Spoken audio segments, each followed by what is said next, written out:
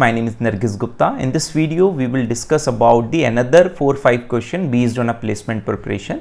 Video 1 में और video 2 में हम ऑलरेडी 11 क्वेश्चंस डिस्कस कर चुके हैं, तो यदि वो आपने नहीं देखे तो please watch first and second video first, then उसके बाद में आप इसको देखिए.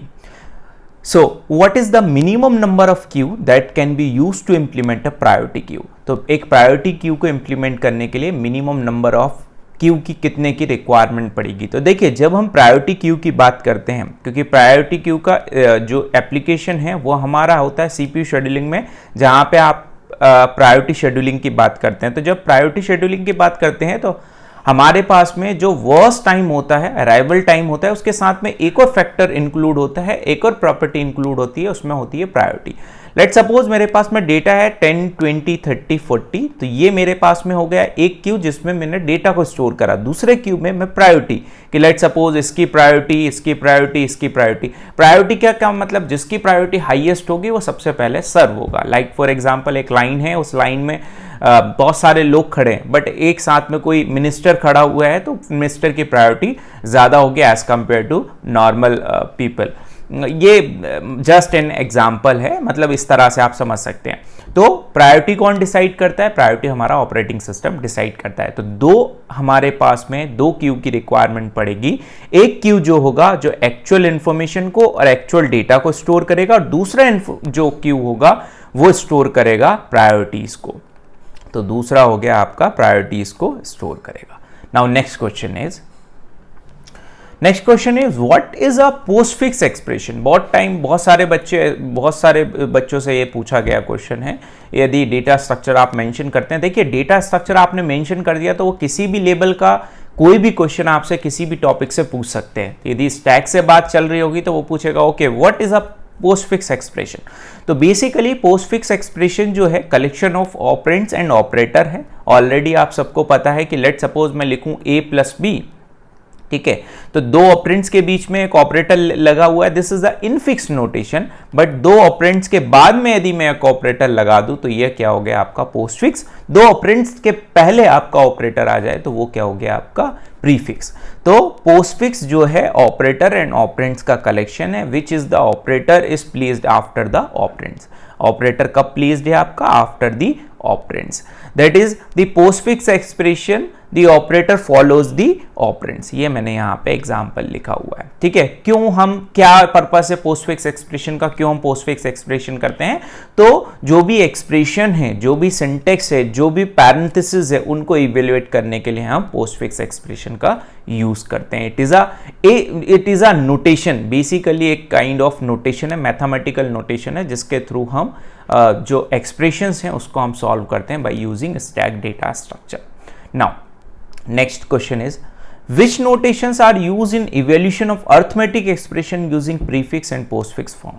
ठीक है, prefix and postfix form के थ्रू कौन से notations हम यूज करते हैं? तो देखिए, आप पॉलिश नोटेशन का यूज करते हैं, जिसको हम बोलते हैं पॉलिश नोटेशन में आपका इनफिक्स भी आ जाता है, प्रीफिक्स भी आ जाता है, पोस्टफिक्स भी आ जाता है. ये हो गया एक तो पॉलिश नोटेशन. दूसरा होता है आपका रिवर्स पॉलिश नोटेशन. अब रिवर्स पॉलिश नोटेशन एक्चुअल में क्या है? आपका पोस्टफिक्स नोटेशन है, जो अभी हमने ऊपर देखा.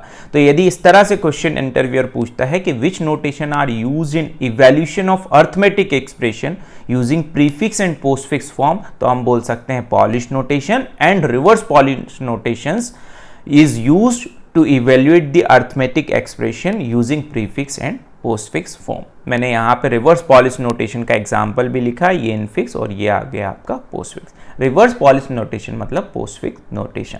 देखिए बहुत सारे नोटेशंस हैं, इनफिक्स हैं, प्रीफिक्स है, पोस्टफिक्स है. ये प्रोग्रामिंग लैंग्वेज पर डिपेंड करता है. लाइक सी प्रोग्रामिंग लैंग्वेज की बात करें तो पोस्टफिक्स नोटेशन को फॉलो करता है, क्योंकि पोस्टफिक्स में क्या है, एक ही स्कैन में मतलब जो स्कैनिंग होती है वन टाइम ही होती है. मतलब जो भी आपका जो जो एक्सप्रेशन गिवन है उसकी स्कैनिंग वन टाइम होती है. दैट्स व्हाई टाइम रिड्यूस हो जाता है. तो आप पोस्टफिक्स एक्सप्रेशन का यूज करते हैं. Now 15 number question, list some applications of queue data structure. First video मैंने जो बनाया था उसमें एप्लीकेशंस ऑफ डेटा स्ट्रक्चर की बात की थी, तो वहां पे क्यू डेटा स्ट्रक्चर के एप्लीकेशंस को भी मैंने बताया था। एक बार यहां पे और मैं बता देता हूं, क्यू डेटा स्ट्रक्चर्स के एप्लीकेशन सबसे इंपॉर्टेंट, मोस्ट इंपॉर्टेंट क्वेश्चन, बार बार मैं बोलता हूं कि किसी भी सब्जेक्ट के एप्लीकेशन का बनता है और टाइप्स का बनता है, तो ये आपको बिल्कुल बहुत अच्छे से आना चाहिए। तो क्यू डेटा स्ट्रक्चर्स के जो एप्लीकेशंस हैं वो है बीएफएस में, ब्रेथ फर्स्ट सर्च एल्गोरिथम के अंदर आप इसको यूज करते हैं। बीएफएस और डीएफएस दो ग्राफ ट्रैवर्स टेक्निक हैं, जहां पे बीएफएस को इंप्लीमेंट करने के लिए आप क्यू डेटा स्ट्रक्चर का यूज करते हैं। Job scheduler operations of OS, जैसे कि अभी मैंने बताया था आपको, ऑपरेटिंग सिस्टम में जो शेड्यूलिंग हम करते हैं, लाइक आपने प्रायोरिटी शेड्यूलिंग करी उसमें, या first come first serve scheduling करी, तो उसमें क्यू का एप्लीकेशन है। तो प्रायोरिटी शेड्यूलिंग मतलब सीपीयू शेड्यूलिंग में भी इसका एप्लीकेशन है, जॉब शेड्यूलिंग में भी इसका है, और डिस्क शेड्यूलिंग में भी इसका एप्लीकेशन है। ऑपरेटिंग सिस्टम की जैसे फॉर एग्जांपल क्यू की हम बात करें तो आपने प्रिंट दिया, ठीक है, कोई कमांड कर कंट्रोल पी प्रिंट करा और प्रिंट आउट आपका निकल रहा है, और एक साथ आप 4-5 प्रिंट दे देंगे, तो ऑब्वियसली जो फर्स्ट में प्रिंट आपने दिया था वो पेज आपका सबसे पहले प्रिंट होगा। तो प्रिंट बफर क्यू के अंदर इसका यूज होता है। कीबोर्ड बफर क्यू में भी इसका यूज होता है। कीबोर्ड से आपने कोई की प्रेस की है तो वो पहले बफर में स्टोर हुई, स्टोर होने के बाद में जो आउटपुट आपको दिखेगा, जो सबसे पहले की डिस्प्ले होगी वो वही होगी जो आपने सबसे पहले प्रेस की थी, तो इसमें इसका यूज होता है। उसके बाद में use in file downloading operations in web browser. Web browser में भी आप डाउनलोड करेंगे तो देखना जो पहले आपने क्लिक किया था वही आपका बहुत सारे ब्राउजर में सबसे पहले वही फाइल डाउनलोड होती है। Data transfer between peripheral devices and CPU के लिए भी इसका यूज होता है। Now question number 16 is What are the drawback of the array implementation of Q? देखिए ये बहुत बार पूछा जाने वाला क्वेश्चन है। मतलब कुल मिला के array implementation of Q की बात करें, इसका क्या ड्रॉबैक है, तो देखिए जहां पे array की बात आती है मतलब वहां पे स्टैटिक मेमोरी एलोकेशन है। जब स्टैटिक मेमोरी एलोकेशन है तो वहां पे जैसे फॉर एग्जांपल इस एग्जांपल को आप देखिए, यहां पे कोई एलिमेंट था, यहां भी कोई एलिमेंट था, यहां भी कोई एलिमेंट था, इन तीनों एलिमेंट्स को मैंने डिलीट कर दिया, और डिलीट कर दिया तो ऑब्वियस है फ्रंट की वैल्यू यहां पे आ गई। क्यू की प्रॉपर्टी क्या है? क्यू की प्रॉपर्टी ये है कि रियर एंड से आपका इंसर्शन परफॉर्म होता है और आपका फ्रंट एंड से डिलीशन परफॉर्म होता है। अब रियर एंड से जब इंसर्शन परफॉर्म होगा तो रियर यहां पे, तो रियर +1 हो जाएगा, तो इंसर्शन आपका यहां हो जाएगा, यहां हो जाएगा।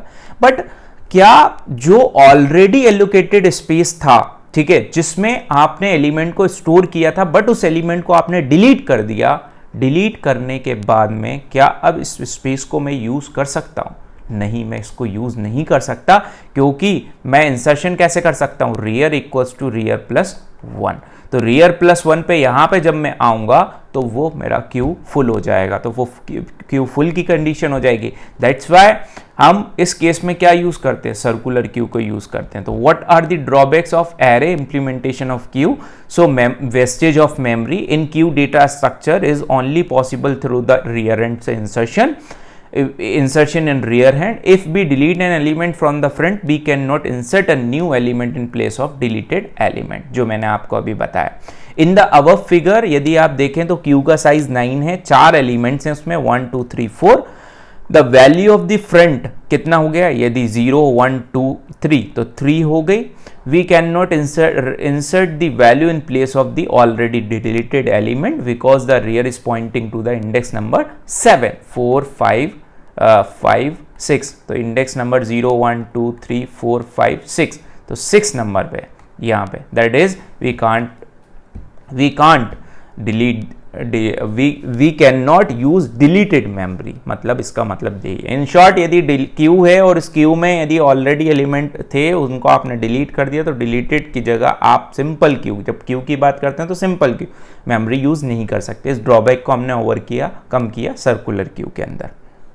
नाउ ये सेम क्वेश्चन आ गया सर्कुलर क्यू का। आप देखिए, what are the scenario in which an element can be insert into the circular queue? ऐसा कौन सा सिनेरियो है जिसकी वजह से हमें सर्कुलर क्यू में इन एलिमेंट को इंसर्ट करना पड़ता है? मतलब we have a simple queue, then why we need a circular queue? ये भी आपका एक क्वेश्चन बन सकता है। तो देखिए यहाँ पे यदि मैं सिंपल क्यू की बात करूं तो रियर इक्वल्स टू मैक्स -1, तो तो rear equals to max minus 1, rear की वैल्यू क्या है 8, इक्वल्स टू मैक्स कितना है आपका 9 माइनस 1 8। तो इस केस में आप क्या बोल दोगे कि मेरा क्यूब जो हो गया वो फुल हो गया, ठीक है। बट यदि आप देखें तो 1 2 3 तीन एलिमेंट मैंने डिलीट करें, ये मेमोरी अवेलेबल है मेरे पास। But if a user want to insert a new element into the queue, we cannot insert where we have memory is available in place of deleted element, ठीक है। so to efficiently utilize the memory of deleted element, we use the circular queue. For example, circular case queue के case में जो formula बन जाता है वो ये बन जाता है रियर प्लस 1, रियर की वैल्यू कितनी 8 प्लस 1 9, ठीक। तो 9 modulus max size 9 equals to क्या आ जाएगा आपका 0। तो इस केस में क्या हो जाएगा इक्वल्स टू क्या हो जाएगा आपका 0। At index 0 the slot is empty, so we can insert the new element in place of deleted element with the help of a circular queue, ठीक है। तो अब आप क्या कर सकते हैं, यदि 0 इंडेक्स पे आप मूव कर गए तो रियर की वैल्यू अब क्या हो गई हमारी 0। सो यहाँ पे अब रियर पॉइंट आउट करने लगा, तो यहाँ पे हम क्या कर सकते हैं एलिमेंट को स्टोर करा सकते हैं। So this is the beauty of circular queue. Now last question इस वीडियो का, what is a D Q. आप सब ने पढ़ा है, कभी कभी वो पूछ लेता है, डबल एंडेड क्यू होता है डी क्यू। एक डी क्यू ऑपरेशन भी होता है जिसमें आप डिलीशन बोलते हो, बट यहाँ पे जो मैं इसको लेकर चल रहा हूँ वो डी क्यू मतलब डबल एंडेड क्यू की बात कर रहे हैं। डबल एंडेड क्यू में क्या होता है, जो इंसर्शन होता है वो डिलीशन और डिलीशन होता है वो दोनों का दोनों एंड से पॉसिबल है। मतलब रियर एंड से इंसर्शन, फ्रंट एंड से डिलीशन, रियर एंड से इंसर्शन और फ्रंट एंड से डिलीशन, मतलब दोनों एंड पे रियर और फ्रंट आपके होते हैं। तो दोनों एंड से हम इंसर्शन और डिलीशन परफॉर्म कर सकते हैं। किस में, डी क्यू में। It is a double ended queue in which we can perform insertion and deletion at both the end, that is a front and rear, means we can insert और delete element from the both the ends. So this is all about the part 3. In next video we will discuss about the linked list or tree data structure in part 4. Thank you so much.